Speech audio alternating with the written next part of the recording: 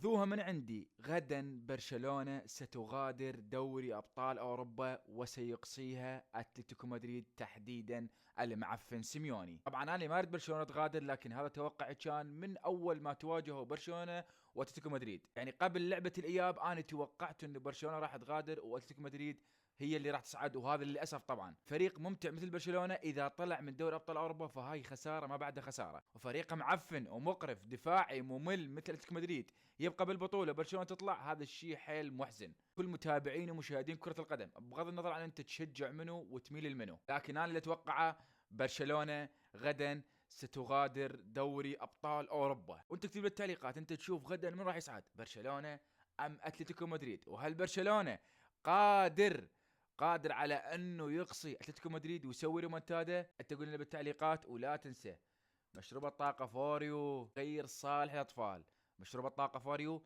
غير صالح للاطفال، واشرب اكثر من قطية واحدة باليوم لان هذا الشيء يضر صحتك. متابعة عليك عادة نشر حتى توصلك كل اخبار كرة القدم وكل تحليل المباريات، وفي امان الله وحفظه.